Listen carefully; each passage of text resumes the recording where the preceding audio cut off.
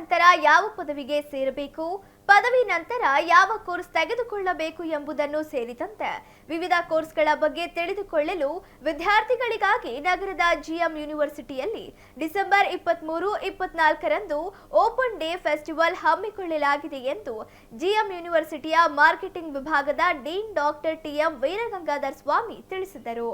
ಸುದ್ದಿಗೋಷ್ಠಿಯಲ್ಲಿ ಮಾತನಾಡಿದ ಅವರು, ಜಿಎಂ ಯೂನಿವರ್ಸಿಟಿಯಲ್ಲಿ ಇಂಜಿನಿಯರಿಂಗ್ ಅಷ್ಟೇ ಅಲ್ಲದೆ ವಿಜ್ಞಾನ, ವಾಣಿಜ್ಯ, ಮ್ಯಾನೇಜ್ಮೆಂಟ್, ಸಂಶೋಧನಾ ಪದವಿ, ಕಂಪ್ಯೂಟರ್ ಅಪ್ಲಿಕೇಶನ್ ಸೇರಿದಂತೆ ಆಹಾರ, ಕೃಷಿ, ಆರೋಗ್ಯ ಕ್ಷೇತ್ರಗಳಿಗೆ ಸಂಬಂಧಿಸಿದ ಸ್ನಾತಕ ಮತ್ತು ಸ್ನಾತಕೋತ್ತರ ಹಾಗೂ ಪಿಎಚ್ಡಿ ಕೋರ್ಸ್ಗಳು ಲಭ್ಯವಿದ್ದು, ಪ್ರಸಕ್ತ ಸಾಲಿನಲ್ಲಿ ಕೈಗಾರಿಕಾ ಅಗತ್ಯಗಳಿಗೆ ಅನುಗುಣವಾಗಿ ರೂಪಿಸಿದ ಹೊಸ ಕೋರ್ಸ್ಗಳ ಜೊತೆಗೆ ರೋಬೋಟಿಕ್ ಮತ್ತು ಆಟೋಮೇಷನ್, ಆರ್ಟಿಫಿಷಿಯಲ್ ಇಂಟೆಲಿಜೆನ್ಸ್ ಮತ್ತು ಮಿಷನ್ ಲರ್ನಿಂಗ್ ಸೇರಿದಂತೆ ಹೊಸ ತಂತ್ರಜ್ಞಾನ, ನಿರ್ವಹಣೆ ಮತ್ತು ವಿಜ್ಞಾನ ಕ್ಷೇತ್ರಗಳಿಗೆ ಒತ್ತು ನೀಡುವ ಹೊಸ ಕೋರ್ಸ್ಗಳನ್ನು ಪ್ರಾರಂಭಿಸಲಾಗಿದೆ ಎಂದರು. ಹಾಗೂ ವಿಮಾನಯಾನ ಕೋರ್ಸ್, ಹೋಟೆಲ್ ಮ್ಯಾನೇಜ್ಮೆಂಟ್, ಕ್ಯಾಟರಿಂಗ್ ಸೇರಿದಂತೆ ಉದ್ಯಮ ಹಾಗೂ ಸ್ವಯಂ ಉದ್ಯೋಗದ ಕೋರ್ಸ್ಗಳು ಹಾಗೂ ಮಹಿಳೆಯರ ಸ್ವಾವಲಂಬಿ ಬದುಕಿಗೆ ಸಹಕಾರಿಯಾಗಬಲ್ಲ ಫ್ಯಾಷನ್ ಡಿಸೈನ್, ಹೊಲಿಗೆ ವಿನ್ಯಾಸದ ಕಸೂತಿ ಕಲೆಯಂತಹ ಕೌಶಲ್ಯದ ಕೋರ್ಸ್ಗಳನ್ನು ಆರಂಭಿಸಲಾಗಿದೆ. ಈ ಎಲ್ಲ ಕೋರ್ಸ್ಗಳ ಬಗ್ಗೆ ಓಪನ್ ಡೇ ಫೆಸ್ಟಿವಲ್ನಲ್ಲಿ ಆಯಾ ವಿಭಾಗಗಳ ಪ್ರಾಧ್ಯಾಪಕರುಗಳು ಮಾಹಿತಿ ನೀಡಲಿದ್ದಾರೆ. ವ್ಯಾಸಂಗಕ್ಕೆ ಪೂರಕವಾದ ವ್ಯವಸ್ಥೆಗಳು ಸೇರಿದಂತೆ ಜಿಎಂ ಯೂನಿವರ್ಸಿಟಿಯ ನೇರ ವೀಕ್ಷಣೆಗಾಗಿ ಕ್ಯಾಂಪಸ್ ಟೂರ್ ಹಮ್ಮಿಕೊಳ್ಳಲಾಗಿದೆ. ಡಿಸೆಂಬರ್ 23-24ರಂದು 2 ದಿನಗಳ ಕಾಲ ಬೆಳಗ್ಗೆ 9 ಗಂಟೆಯಿಂದ ಸಂಜೆ 6 ಗಂಟೆವರೆಗೆ ಓಪನ್ ಡೇ ಫೆಸ್ಟಿವಲ್ ನಡೆಯಲಿದ್ದು, ರಾಜ್ಯದ ವಿವಿಧ ಜಿಲ್ಲೆಗಳಿಂದ ಸುಮಾರು 60 ಪಿಯು ಕಾಲೇಜುಗಳ ಸಾವಿರಾರು ವಿದ್ಯಾರ್ಥಿಗಳು ಭಾಗವಹಿಸಲಿದ್ದಾರೆ ಎಂದರು.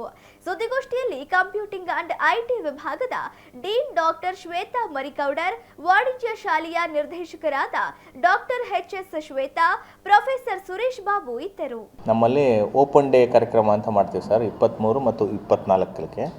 ಅಲ್ಲಿ ಏನಪ್ಪ ಅಂದರೆ ನಮ್ಮ ಪಿ ಯು ಮಕ್ಕಳಿಗೆ ಮುಂದಿನ ಭವಿಷ್ಯಕ್ಕೆ ನಾವು ಏನೇನೆಲ್ಲ ಕೋರ್ಸ್ಗಳಿರ್ತವೆ ಮತ್ತು ಏನೇನೆಲ್ಲ ಆಯ್ಕೆ ಮಾಡಬೇಕಾಗತ್ತೆ, ಏನೇನೆಲ್ಲ ಚಾಲೆಂಜಸ್ ಇರುತ್ತೆ, ಆಮೇಲೆ ಒಂದು ಯೂನಿವರ್ಸಿಟಿ ಅಂದರೆ ಏನೇನೆಲ್ಲ ಅದಕ್ಕೆ ಇನ್ಫ್ರಾಸ್ಟ್ರಕ್ಚರ್ ಇರುತ್ತೆ, ಯೂನಿವರ್ಸಿಟಿನಲ್ಲಿ ಯಾವ ಥರ ಲ್ಯಾಬ್ಸ್ ಇರ್ತವೆ, ಆಮೇಲೆ ಕಲಿಕೆ ಯಾವ ಥರ ಇರುತ್ತೆ, ಅದರ ಮೆಥಡ್ ಏನಿರುತ್ತೆ, ಈ ಥರದ್ದೆಲ್ಲ ತೋರಿಸ್ಲಿಕ್ಕೆ ನಾವು ಓಪನ್ ಡೇ ಅಂತೇಳಿ ಒಂದು ಕಾರ್ಯಕ್ರಮ ಪ್ರತಿ ವರ್ಷವೂ ಮಾಡ್ಕೊಂಬರ್ತಾಯಿದ್ವಿ. ಈ ವರ್ಷ ಈ ಡಿಸೆಂಬರ್ 23-24ಕ್ಕೆ ಮಾಡ್ತಾಯಿದ್ದೀವಿ ಸರ್. ಮೊದಲೆಲ್ಲ ಕಾಲೇಜ್ ಅಂದ ತಕ್ಷಣ ಕಡಿಮೆ ಕೋರ್ಸಸ್ ಅವೈಲೇಬಲ್ ಇರ್ತಿತ್ತು, ಸ್ಟೂಡೆಂಟ್ಸೇ ಹುಡ್ಕೊಂಡು ಬರ್ತಾಯಿದ್ರು. ಇವಾಗ ಯೂನಿವರ್ಸಿಟಿ ಆಗಿರೋದ್ರಿಂದ ಈಗ BCA ಅಂತಂದ್ರೆ ಅದರಲ್ಲೇ ಕೂಡ ಸಾಕಷ್ಟು ಸ್ಪೆಷಲೈಸೇಷನ್ಸ್ನ ಕೊಡ್ತಾ ಇದ್ದೀವಿ. ಇಂಜಿನಿಯರಿಂಗಲ್ಲೂ ಕೂಡ CS ಅಲ್ಲೇ ಸಾಕಷ್ಟು ಸ್ಪೆಷಲೈಸೇಷನ್ಸ್ ಅವೈಲೇಬಲ್ ಇದೆ, ECA ಅವೈಲೇಬಲ್ ಇದೆ. ಈ ಥರ ಬೇರೆ ಬೇರೆ ಕೋರ್ಸಲ್ಲಿ ಸಾಕಷ್ಟು ಸ್ಪೆಷಲೈಸೇಷನ್ ನಾವು ಆಫರ್ ಮಾಡ್ತಾ ಇರೋದ್ರಿಂದ ನಮ್ಮ GM ಯೂನಿವರ್ಸಿಟಿಯಿಂದ ಸ್ಟೂಡೆಂಟ್ಸಿಗೆ ಅದ್ರ ಬಗ್ಗೆ ಎಷ್ಟೋ ಸತಿ ಮಾಹಿತಿ ಇರಲ್ಲ. ಕೆಲವೊಮ್ಮೆ ಅಡ್ಮಿಷನ್ ಟೈಮಲ್ಲಿ ಬಂದು ಪೇರೆಂಟ್ಸು ಯಾವುದು ತೊಗೊಂಡ್ರೆ ಬೆಸ್ಟ್ ನೀವೇ ಸಜೆಸ್ಟ್ ಮಾಡಿರಿ ಅಂತ ಹೇಳ್ತಿರ್ತಾರೆ. ಸೊ ಅದು ಮಕ್ಕಳಿಗೆ ಯಾವುದು ತೊಗೋಬೇಕು ಅನ್ನೋ ಪ್ಲ್ಯಾನಿಂಗ್ ಪ್ರಿಯೋರಾಗಿ ಇರೋದಿಲ್ಲ. ಸೊ ಅಡ್ಮಿಷನ್ ಟೈಮಲ್ಲಿ ಬಂದು ಡಿಸೈಡ್ ಮಾಡುವಂಥ ಸ್ಟೇಜಿಗೆ ಬಂದುಬಿಡ್ತಾರೆ. ಅದಕ್ಕೆ ಈ ಓಪನ್ ಡೇಯಲ್ಲಿ ನಾವೇನು ಮಾಡ್ತೀವಿ ಅಂದರೆ ಯಾವ್ಯಾವ ಕೋರ್ಸಸ್ ಅವ್ರಿಗೆ ಇಂಟ್ರೆಸ್ಟೆಡ್ ಇದೆ, ಸೊ ಅವ್ರು ಸೆಲ್ಫ್ ಅನಲೈಸೇಷನ್ ಸ್ಟೂಡೆಂಟ್ಸೇ ಮಾಡ್ಕೋಬೋದು. ಸೊ ಆ ಥರ ನಾವು ಇದು ಇಂಟ್ರೆಸ್ಟ್ ಇದ್ದರೆ ಈ ಕೋರ್ಸಿಗೆ, ಡೇಟಾ ಅನಾಲಿಟಿಕ್ಸ್ ಇದ್ದರೆ ಅದು ಇಂಟ್ರೆಸ್ಟ್ ಮಾಡ್ಕೋಬೋದು. ಅವ್ರಿಗೇನಾದರೂ ಸೈಬರ್ ಬಗ್ಗೆ ಇಂಟ್ರೆಸ್ಟ್ ಇದೆ, ಸೈಬರ್ ಸೆಕ್ಯೂರಿಟಿ ಬಗ್ಗೆ ಕೋರ್ಸ್ ಮಾಡ್ಕೋಬೋದು. ಅದೇ ಥರ ಯಾವ್ಯಾವ ಪ್ರೋಗ್ರಾಮ್ಸ್ ಅವೈಲೇಬಲ್ ಇದೆ ಅನ್ನೋದನ್ನು ಓಪನ್ ಡೇಯಲ್ಲಿ ನಾವು ಸ್ಪೆಸಿಫಿಕ್ಕಾಗಿ ಸ್ಟೂಡೆಂಟ್ಸಿಗಾಗಿ ಅಂತಲೇ ನಾವು ಫ್ರೇಮ್ ಮಾಡಿರೋಂಥ ಪ್ರೋಗ್ರಾಮ್ ಇದು. ಮತ್ತು ಅವರು ಕ್ಯಾಂಪಸ್ ಎಲ್ಲ ವಿಸಿಟ್ ಮಾಡಿ ಅವ್ರಿಗೇನೇನು ಡೌಟ್ಸ್ ಇರುತ್ತೆ ಅದನ್ನೆಲ್ಲ ಎಲ್ಲ ರೆಸ್ಪೆಕ್ಟಿವ್ ಫ್ಯಾಕಲ್ಟಿ ಮೆಂಬರ್ಸ್ ಹತ್ರ ಕ್ಲಿಯರ್ ಮಾಡ್ಕೊಳ್ಳೋಂಥ ಅವಕಾಶ PUC ಮಕ್ಕಳಿಗೆ ಇರುತ್ತೆ ಇಂಥ ಟೈಮಲ್ಲಿ. ಸೊ ಅದೇ ಥರ BBA ಮತ್ತು BCom ಕೋರ್ಸಲ್ಲೂ ಕೂಡ ಸಾಕಷ್ಟು ಪ್ರೋಗ್ರಾಮ್ಸ್ ಇದೆ. BCom ಮತ್ತು BBA ಅಂತ ಹೇಳಿದಾಗ ಅದರಲ್ಲಿ ನಾರ್ಮಲ್ಲಾಗಿ ಎಲ್ಲ ಕಡೆ BCom ಮತ್ತು BBA ಒಂದೇ ಕೋರ್ಸ್ ಅಂತ ತಿಳ್ಕೊಳ್ತಾರೆ. ಆದರೆ ನಮ್ಮ GM ಯೂನಿವರ್ಸಿಟಿಯಲ್ಲಿ ಈಗಿನ ಮಾಡರ್ನ್ ಟೆಕ್ನಾಲಜಿಗೆ ತಕ್ಕಂಗೆ BComಲ್ಲಿ ನಾವು 4 ಸ್ಪೆಷಲೈಸೇಷನ್ಸನ್ನು ಇಂಟ್ರಡ್ಯೂಸ್ ಮಾಡಿದ್ದೀವಿ. ಅಂದರೆ BCom ಜೊತೆಗೆ ಮಕ್ಕಳು ಸ್ಪೆಷಲೈಸೇಷನನ್ನು ತೊಗೋಬೋದು. BBAಯಿಂದ ನಾವು 7 ಸ್ಪೆಷಲೈಸೇಷನನ್ನು ಇಂಟ್ರಡ್ಯೂಸ್ ಮಾಡ್ತಾ ಇದ್ದೀವಿ.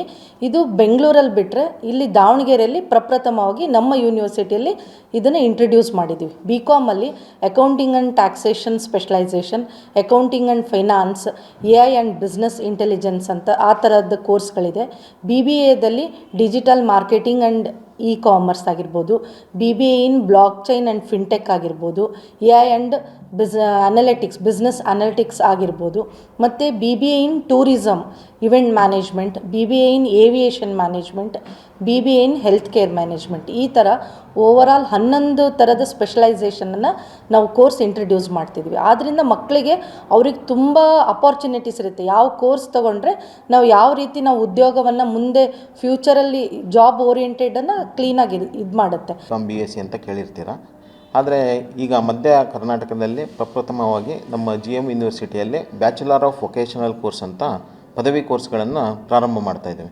ಇದರ ಉದ್ದೇಶ ಏನಪ್ಪ ಅಂದರೆ ಇದರಲ್ಲಿ ಮೇನ್ ಸ್ಕಿಲ್ ಬೇಸ್ಡ್ ಪದವಿ ಕೋರ್ಸ್ಗಳಾಗಿರೋದ್ರಿಂದ ಇದನ್ನು ಯಾರೆಲ್ಲ ಎಲಿಜಿಬಲ್ ಸ್ಟೂಡೆಂಟ್ಸ್ ಆಗಿರ್ತಾರೆ ಅಂದರೆ 10+2 ಅಂದರೆ SLC ಆದಮೇಲೆ ಯಾವುದಾದ್ರೂ 2 ವರ್ಷದ ಕೋರ್ಸ್ನ ಮಾಡಿದರೆ ಅಂದರೆ ITI, JOC, PUCಯಲ್ಲಿ ಯಾವುದಾದ್ರೂ ಸ್ಟ್ರೀಮ್ ಆಗಿರ್ಬೋದು, ಅವರು ಕಲಾ ವಿಭಾಗದಲ್ಲಾಗಿರ್ಬೋದು, ವಾಣಿಜ್ಯ ವಿಭಾಗದಲ್ಲಾಗಿರ್ಬೋದು ಅಥವಾ ವಿಜ್ಞಾನ ವಿಭಾಗದಲ್ಲಿ ಅವರು PUC ಮಾಡಿದರೆ ಇವರೆಲ್ಲ ಈ ಕೋರ್ಸ್ ಮಾಡೋದಕ್ಕೆ ಅರ್ಹರಾಗಿರ್ತಾರೆ.